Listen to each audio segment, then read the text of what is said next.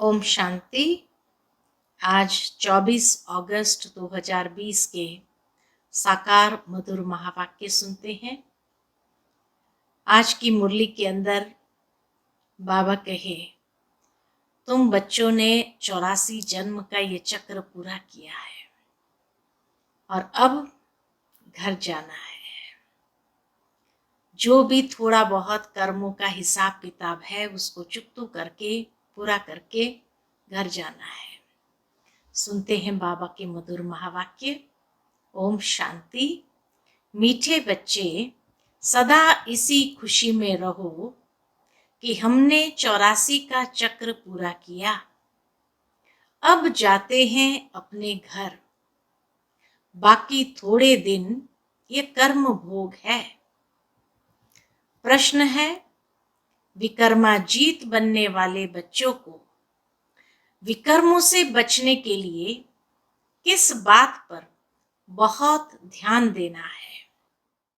उत्तर है, जो सर्व विकर्मों की जड़ देह अभिमान है उस देह अभिमान में कभी न आए, ये ध्यान रखना है। इसके लिए बार बार देही अभिमानी बन बाप को याद करना है। अच्छे और बुरे का फल जरूर मिलता है। अंत में विवेक खाता है, लेकिन इस जन्म के पापों के बोझ को हल्का करने के लिए बाप को सच सच सुनाना है। ओम शांति। बड़े ते बड़ी मंजिल है याद की। बहुतों को सिर्फ सुनने का शौक रहता है। ज्ञान को समझना तो बहुत सहज है। 84 के चक्र को समझना है।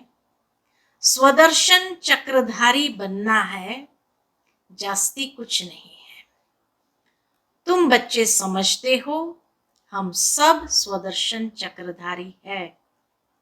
स्वदर्शन चक्र से कोई का गला नहीं काटते हैं, जैसे कृष्ण के लिए दिखाया है। अब ये लक्ष्मी नारायण विष्णु के दो रूप है, क्या उनको स्वदर्शन चक्र है? फिर कृष्ण को चक्र क्यों दिखाते हैं? एक मैगजीन निकालते हैं जिसमें कृष्ण के ऐसे बहुत चित्र दिखाते हैं। बाप तो आकर तुम्हें राजयोग सिखाते हैं, न कि चक्र से असुरों का घात करते हैं। असुर उनको कहा जाता है जिनका आसुरी स्वभाव है। बाकी मनुष्य तो मनुष्य है ना, ऐसे नहीं स्वदर्शन चक्र से बैठ सबको मारते हैं। भक्ति मार्ग में क्या क्या चित्र बैठ बनाए हैं। रात दिन का फर्क है। तुम बच्चों को इस सृष्टि चक्र और सारे ड्रामा को जानना है, क्योंकि सब एक्टर्स हैं। वह हद के एक्टर्स तो ड्रामा को जानते हैं। यह है बेहद का ड्रामा। इसमें डिटेल में नहीं समझ सकेंगे। वह तो 2 घंटे का ड्रामा होता है। दुनिया में जो होता है बाबा कहे 2 घंटे का ड्रामा होता है। डिटेल में पाठ जानते हैं, यह तो 84 जन्म को जानना होता है। बाप ने समझाया है, मैं ब्रह्मा के रथ में प्रवेश करता हूं। ब्रह्मा के भी 84 जन्मों की कहानी चाहिए। मनुष्य की बुद्धि में यह बातें आ न सके।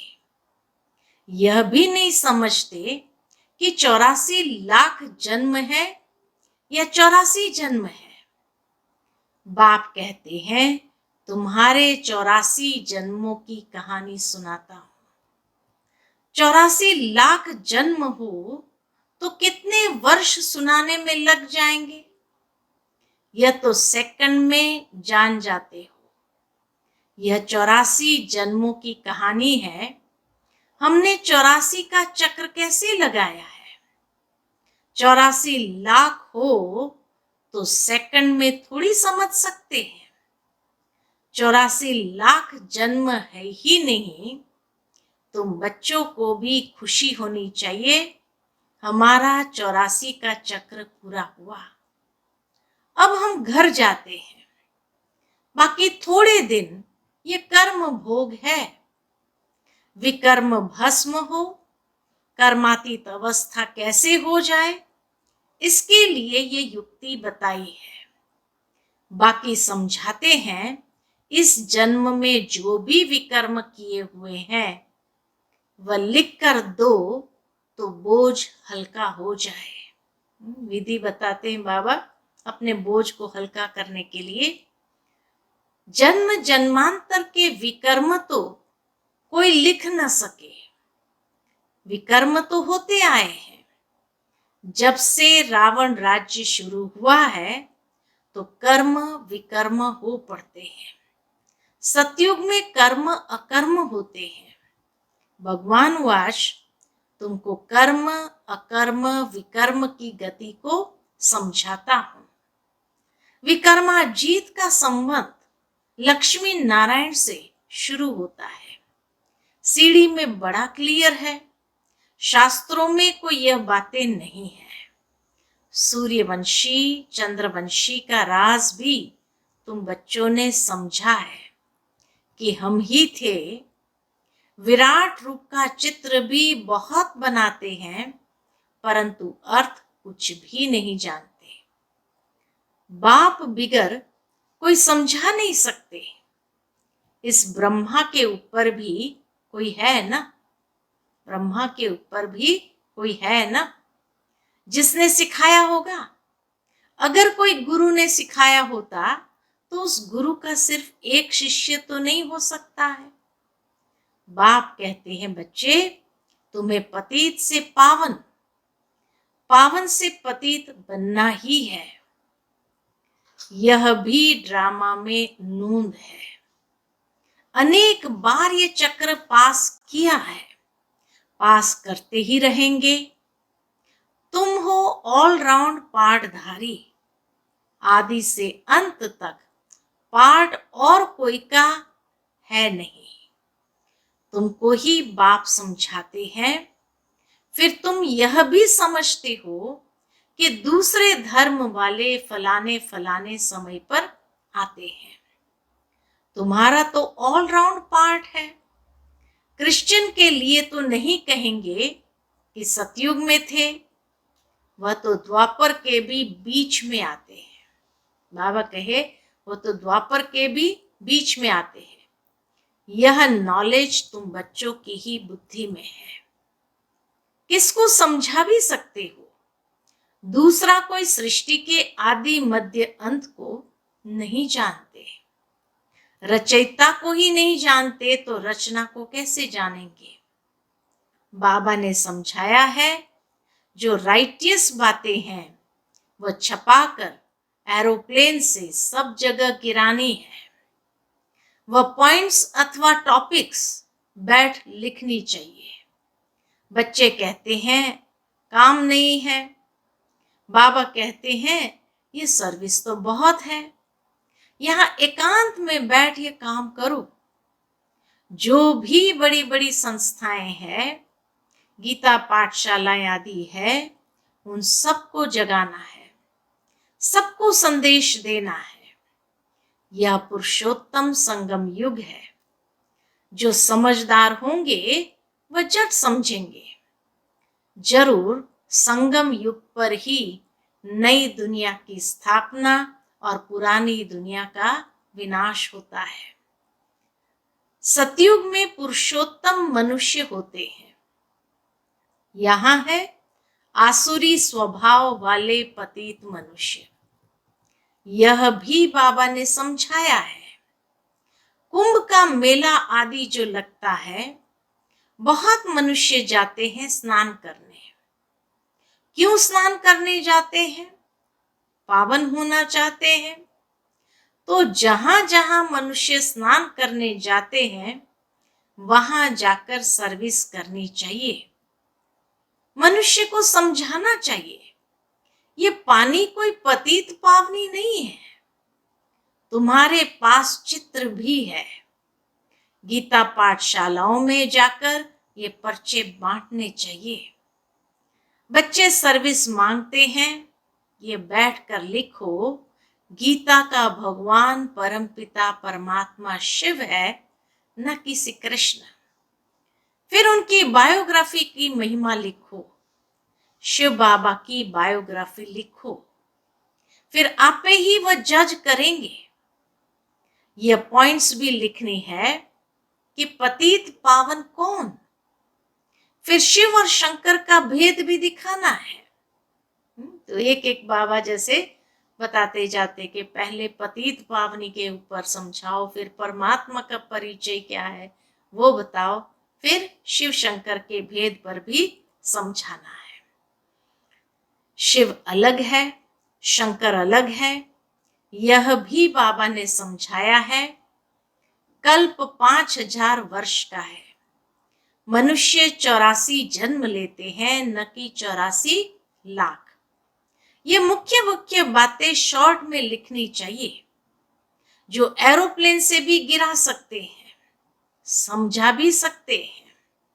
यह जैसे गोला है, इसमें क्लियर है फलाने फलाने धर्म फलाने फलाने समय पर स्थापन होते हैं, तो यह गोला भी होना चाहिए। इसलिए मुख्य 12 चित्रों के कैलेंडर्स भी छपवा सकते हो, जिसमें सारा ज्ञान आ जाए और सर्विस सहज हो सके। यह चित्र बिल्कुल जरूरी है। कौन से चित्र बनाने हैं, क्या क्या पॉइंट लिखनी चाहिए, वह बैठ लिखो। तुम गुप्त वेश में इस पुरानी दुनिया का परिवर्तन कर रहे हो। अननोन वॉरियर्स हो, तुमको कोई नहीं जानते। बाबा भी गुप्त, नॉलेज भी गुप्त, इनका कोई शास्त्र आदि बनता नहीं। और धर्म स्थापक के बाइबल आदि छपते हैं, जो पढ़ते आते हैं, हर एक के छपते हैं। तुम्हारा फिर भक्ति मार्ग में छपता है, अभी नहीं छपना है, क्योंकि अभी तो ये शास्त्र आदि सब खत्म हो जाने हैं। अभी तुमको बुद्धि में सिर्फ याद करना है। बाप के पास भी बुद्धि में ज्ञान है, कोई शास्त्र आदि थोड़ी पढ़ते हैं, वह तो नॉलेजफुल है। नॉलेजफुल का अर्थ फिर मनुष्य समझते हैं, सबके दिलों को जानने वाला। भगवान देखते हैं तब तो कर्मों का फल देते हैं। बाप कहते हैं यह ड्रामा में नून है। हाँ, लोग समझते हैं जानी जाननहार, अर्थात सबके दिलों में बैठ जानने वाला, इसीलिए समझते हैं भगवान देखता है तभी तो कर्मों का फल देता है। लेकिन बाबा कहते ये तो ड्रामा में नूंद है। ड्रामा में जो विकर्म करते हैं तो उनकी सजा होती जाती है। अच्छे व बुरे कर्मों का फल मिलता है, उसकी लिखत तो कोई है नहीं। मनुष्य समझ सकते हैं जरूर कर्म का फल दूसरे जन्म में मिलता है। अंत घड़ी विवेक फिर बहुत खाता है। हमने यह पाप किए हैं, सब याद आता है। जैसा कर्म वैसा जन्म मिलेगा। अभी तुम विकर्माजीत बनते हो तो कोई भी ऐसा विकर्म नहीं करना चाहिए। बड़े ते बड़ा विकर्म है देह अभिमानी बनना, यह है बड़े ते बड़ा विकर्म। बाबा बार बार कहते हैं देही अभिमानी बन बाप को याद करो। पवित्र तो रहना ही है, सबसे बड़ा पाप है काम कटारी चलाना। यही आदि मध्य अंत दुख देने वाला है। इसलिए सन्यासी भी कहते हैं यह काग विष्टा समान सुख है। वहां दुख का नाम नहीं होता, यहां दुख ही दुख है। इसलिए सन्यासियों को वैराग्य आता है, परंतु वो जंगल में चले जाते हैं। उन्हों का है हद का वैराग्य, तुम्हारा है बेहद का वैराग्य। ये दुनिया ही छीछी है। सब कहते हैं, बाबा आकर हमारे दुख हर कर सुख दो। बाप ही दुख हरता सुख करता है। तुम बच्चे ही समझते हो कि नई दुनिया में इन देवताओं का राज्य था।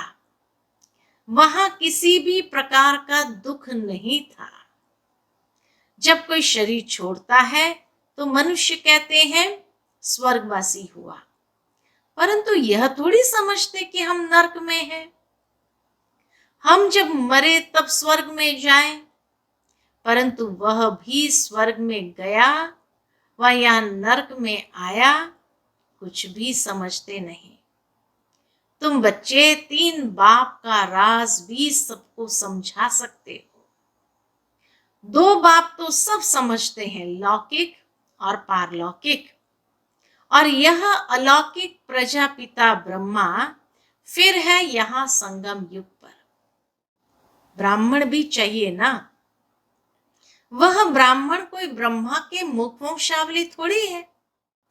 जानते हैं ब्रह्मा था, इसलिए ब्राह्मण देवी देवताए नमः कहते हैं।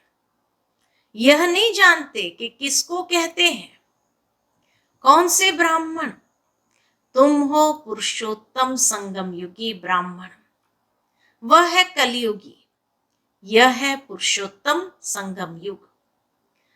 जब तुम मनुष्य से देवता बनते हो, देवी देवता धर्म की स्थापना हो रही है, तो बच्चों को सब पॉइंट्स धारण करनी है और फिर सर्विस करनी है।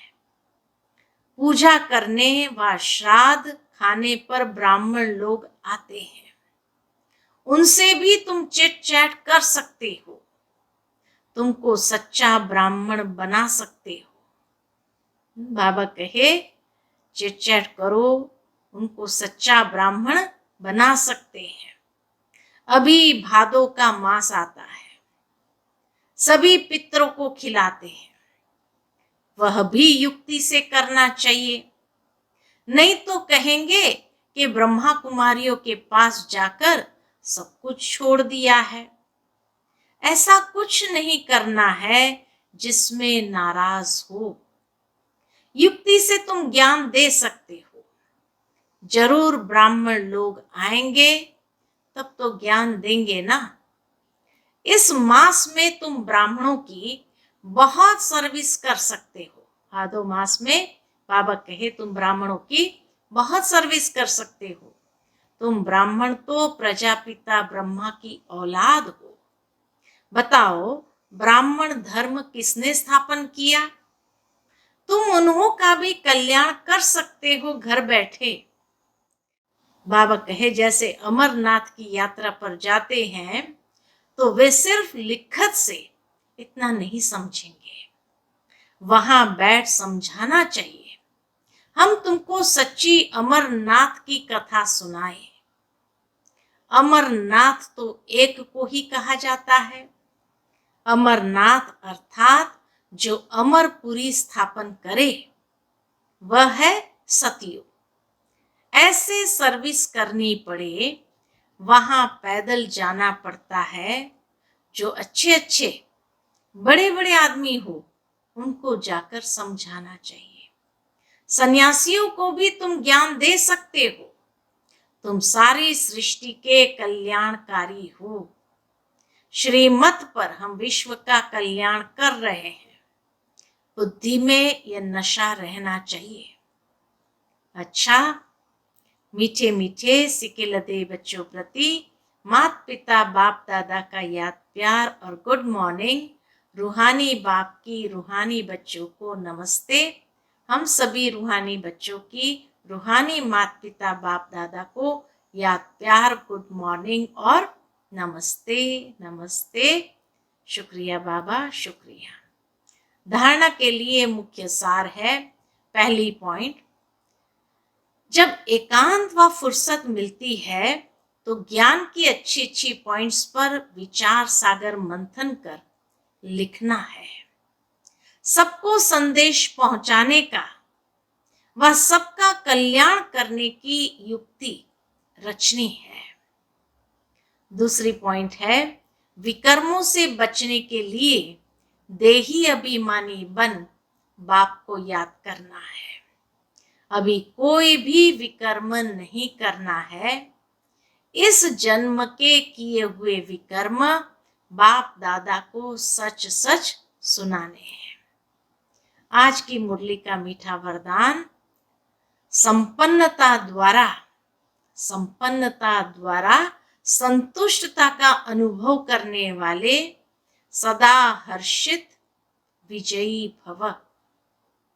संपन्नता द्वारा संतुष्टता का अनुभव करने वाले सदा हर्षित विजयी भव। जो सर्व खजानों से संपन्न है वही सदा संतुष्ट है। संतुष्टता अर्थात संपन्नता। जैसे बाप संपन्न है, इसीलिए महिमा में सागर शब्द कहते हैं, शांति का सागर, प्रेम का सागर। ऐसे आप बच्चे भी मास्टर सागर अर्थात संपन्न बनो तो सदा खुशी में नाचते रहेंगे। अंदर खुशी के सिवाय और कुछ आ नहीं सकता। स्वयं संपन्न होने के कारण किसी से भी तंग नहीं होंगे। किसी भी प्रकार की उलझन या विघ्न एक खेल अनुभव होगा। समस्या मनोरंजन का साधन बन जाएगी। निश्चय बुद्धि होने के कारण सदा हर्षित और विजयी होंगे। आज का स्लोगन है, नाजुक परिस्थितियों से घबराओ नहीं। बाबा कहे, नाजुक परिस्थितियों से घबराओ नहीं, उनसे पाठ पढ़कर स्वयं को परिपक्व बनाओ। हर परिस्थिति से पाठ पढ़कर परिपक्व बनाओ अपने को। अच्छा, ओम शांति।